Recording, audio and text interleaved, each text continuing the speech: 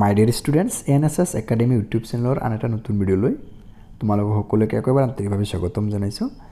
Class 9ৰ online ৰেজিষ্ট্ৰেশ্যনৰ যিটো data capture sheet, সেই data capture শ্বীটটো তোমালোকে কেনেকৈ ফিল আপ কৰি বিদ্যালয়ত জমা কৰিব লাগিব আৰু ইয়াৰ লগত কি ডকুমেণ্ট দিব লাগিব ক্লাছ 9ৰ ৰেজিষ্ট্ৰেশ্যনৰ কাৰণে। চ' এই ফৰ্মটো ফিল আপ কৰি আৰু এই ফৰ্মৰ লগত কি ডকুমেণ্টছ গাঁঠি দিব লাগিব, সেই কথাখিনি মই আজিৰ এই ভিডিঅ'টোৰ যোগেদি তোমালোকৰ লগত বিতংভাৱে আলোচনা কৰিম। চ' ভিডিঅ'টো কোনো ধৰণে স্কিপ নকৰাকৈ প্ৰথমৰ পৰা শেষলৈকে চাবা আৰু যদি তোমালোকে কোনোবাই মোৰ চেনেল নতুনকৈ আহিছা নিশ্চয়কৈ মোৰ চেনেলটো ছাবস্ক্ৰাইব কৰি থ'বলৈ নাপাহৰিবা। ইয়াতে দিয়া আছে যে ইয়াতে কি আছে, এইটো আছে যে individual data capture sheet for students for online class 9 registration 2025 আৰু এইটো হ'ল এনেক্সাৰ 1। ঠিক আছে, এতিয়া পোনপ্ৰথমে যিটো কাম কৰিব লাগিব সেইটো হ'ল ইয়াতে আছে যে name of the school and code. ইয়াতে ক্লাছ 9ত ছাত্ৰজনে যিটো বিদ্যালয়ত ক্লাছ 9ত পঢ়ি আছে সেই বিদ্যালয়ৰ নাম ইয়াতে লিখিব লাগিব আৰু সেই বিদ্যালয়ৰ কোডটো ইয়াতে নাম লিখি ইয়াতে কোমা এটা দি ইয়াতে সেই বিদ্যালয়ৰ কোডটো লিখি দিব লাগিব। ঠিক আছে, ইয়াতে সেই বিদ্যালয়ৰ কোডটো কি হ'ব, তোমালোকে যিটো বিদ্যালয়ত ক্লাছ 9ত পঢ়ি আছা সেই বিদ্যালয়ৰ প্ৰধান শিক্ষক বা তাত যদি একাউণ্টেণ্ট আছে একাউণ্টেণ্টক সুধি বিদ্যালয়ৰ কোডটো তোমালোকে লিখিবা। ঠিক আছে, আৰু নহ'লে তোমালোকে যদি বিদ্যালয়ৰ কোডটো নজনা তোমালোকে বিদ্যালয়ৰ নাম লিখিবা, কোডটো তোমালোকে লিখিব নালাগে, এইটো বিদ্যালয়ে লিখি ল'ব। তাৰপিছত নম্বৰ 1 আছে name of the student.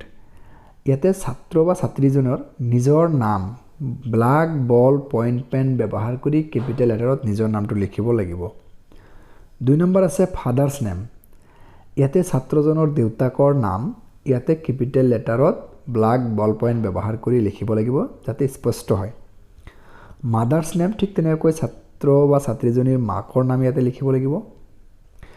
গাৰ্ডিয়ানছ name, সেই ছাত্ৰজনৰ গাৰ্ডিয়ান কোন হয়, যদি দেউতাকে গাৰ্ডিয়ান হয় দেউতাকৰ নাম, যদি মাকে গাৰ্ডিয়ান হয় মাকৰ নাম, আৰু যদি বেলেগ কোনো লিগেল গাৰ্ডিয়ান আছে তেতিয়াহ'লে সেই গাৰ্ডিয়ানৰ নাম ইয়াতে লিখিব লাগিব।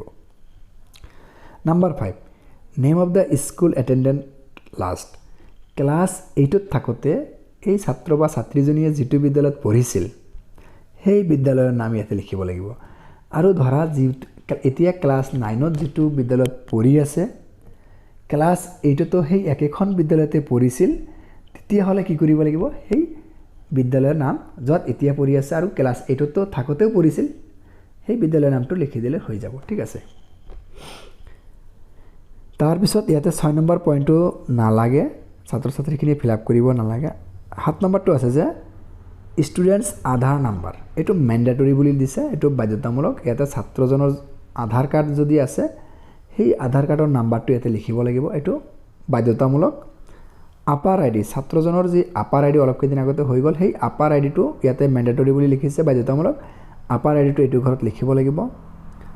PEN number, permanent education number, এইটো মেণ্ডেটৰী বুলি কৈছে, ইয়াতে পেন নাম্বাৰটো ছাত্ৰজনৰ পেন নাম্বাৰটো ইয়াতে লিখিব লাগিব।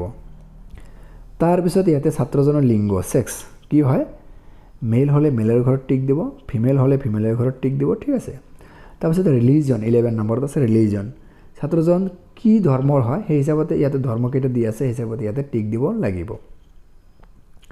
ঠিক আছে, তাৰপিছত 12 নম্বৰ আছে কাষ্ট।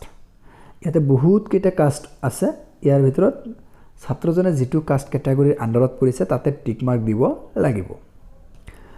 30 নম্বৰ আছে ফিজিকেলি চেলেঞ্জড। যদি শাৰীৰিকভাৱে অক্ষম শাৰীৰিকভাৱে যদি অক্ষম হয় প্ৰতিবন্ধক হয় তেতিয়াহ'লে য়েছ আৰু নহ'লে নোৰ ঘৰত টিক দিব লাগিব। তাৰপিছত 40 নম্বৰ আছে ডেট অফ বাৰ্থ। ইয়াতে ছাত্ৰজনৰ জন্মৰ তাৰিখ লিখিব লাগিব আৰু ইয়াতে যদি নো দিয়ে তেতিয়াহ'লে 15 নম্বৰ নালাগে, আৰু ইয়াতে যদি য়েছ দিয়ে তেতিয়াহ'লে 15 নম্বৰত ইয়াৰ পৰা যিকোনো এটা চুজ কৰিব লাগিব। ঠিক আছে, তাৰপিছত 16 number students parents mobile number. ইয়াতে ছাত্ৰ বা ছাত্ৰীজনীৰ ঘৰৰ মাকৰ বা দেউতাকৰ মোবাইল নাম্বাৰ দিব লাগিব। ইমেইল আই ডি যদি ইমেইল আই ডি আছে তেতিয়াহ'লে দিব লাগে, নহ'লে নালাগে। তাৰপিছত এড্ৰেছ লাইন 1 আৰু এড্ৰেছ লাইন 2 এইটো লিখিব নালাগে। চ' যিবিলাকৰ ক্ষেত্ৰত প্ৰযোজ্য হয় তেখেতসকলে লিখিব লাগিব, যিসকলৰ ক্ষেত্ৰত প্ৰযোজ্য নহয় তেখেতসকলে একো লিখিব নালাগে। এতিয়া 20 নম্বৰত লিখিব লাগিব ভিলেজ নহ'লে টাউন। তুমি যদি গাঁৱৰ হোৱা তেতিয়াহ'লে গাঁৱৰ ঘৰত টিক দিবা আৰু ইয়াত তোমাৰ গাঁৱৰ নামটো লিখি দিবা। আৰু তুমি যদি টাউনৰ হোৱা তেতিয়াহ'লে চিটিৰ ঘৰত টিক মাৰি দিবা আৰু তোমাৰ চিটিৰ নামটো লিখি দিবা 21 নম্বৰ আছে যে ষ্টেট বা ইউটি তোমাৰ ৰাজ্যৰ নাম লিখিবা তাৰপিছত তোমাৰ ডিস্ট্ৰিক্ট জিলাৰ নাম ইয়াতে লিখিবা তাৰপিছত তোমাৰ পোষ্টাল যেটো পিন আছে এই পিনটো ইয়াতে লিখিবা আৰু ইয়াতে কি কৈছে যে পাৰ্মানেন্ট এড্ৰেছৰ ঘৰত টিক মাৰ দিলে হৈ যাব কিন্তু তুমি এইটো যেহেতু ফিজিক্যালি তোমালকে জমা দিব লাগিব লিখি এইটো অনলাইন নহয় অনলাইনত এনেকুৱা ফৰ্ম থাকিব ইয়াতে টিক মাৰ দিলে এই যিখিনি ফৰ্ম তোমালকে ফিল আপ কৰিলে এইখিনি ইয়াতে আহি যাব অটোমেটিক্যালি ফিল হৈ যাব ইয়াতে ঠিক আছে কিন্তু যেহেতু এইটো অনলাইন নহয় তোমালকে এইটো নিজে হাতে ফিল আপ কৰি বিদ্যালয়ত জমা দিব লাগিব বিদ্যালয়ে এইটো অনলাইনত ফিল আপ কৰিব সো তোমালকে এইখিনিও লিখি দিবা তোমালকে ইয়াতে যিখিনি আছে এই এড্ৰেছখিনি তোমালকে লিখি দিবা ঠিক আছে ইয়াতে 26 নম্বৰত আছে ভিলেজ সিটি 27 নম্বৰ আছে ষ্টেট ইয়াতে আছে ডিস্ট্ৰিক্ট ইয়াতে আছে পিন এইখিনি লিখিবা লিখাৰ পিছত 30 নম্বৰ আছে মিডিয়াম অফ ইনষ্ট্ৰাকচন তোমাৰ বিদ্যালয়ৰ যেটো বিদ্যালয়ত পঢ়ি আছে ক্লাছ 9 সেই বিদ্যালয়ৰ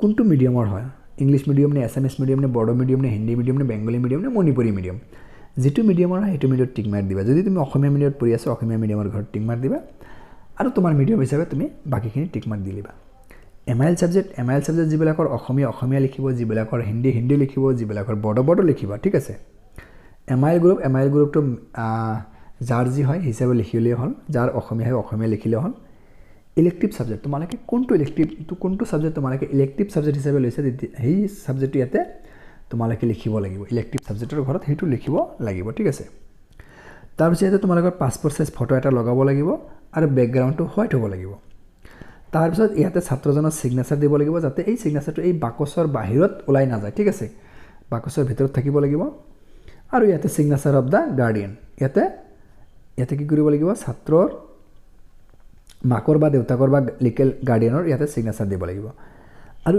এই যেটো ফৰ্ম আছে ফৰ্মৰ লগত বাৰ্থ সাৰ্টিফিকেট আৰু এমই স্কুলৰ যেটো পাছ সাৰ্টিফিকেট এই পাছ সাৰ্টিফিকেটটো ইয়াৰ লগত কি কৰিব লাগিব পিন মাৰি ষ্টাপল কৰি দিব লাগিব ঠিক আছে তেতিয়াহ'লে কি দিব লাগিব বাৰ্থ সাৰ্টিফিকেট আৰু এমই স্কুলৰ যেটো সাৰ্টিফিকেট আছে এটো জেৰক্স কৰি ইয়াৰ লগত গাঁঠি দিব লাগিব সো এইখিনি আছিল ভিডিওটো যদি তোমালোকৰ ভিডিওটো চাই যদি তোমালোকৰ উপকাৰ হৈছে তেতিয়াহ'লে এই ভিডিওটো বেছি কৰি শেয়াৰ কৰিবা আৰু মোৰ চেনেল যদি নতুনকৈ আছে মই নিশ্চয়কৈ মোৰ চেনেলটো সাবস্ক্ৰাইব কৰি থবলৈ নাপাহৰিবা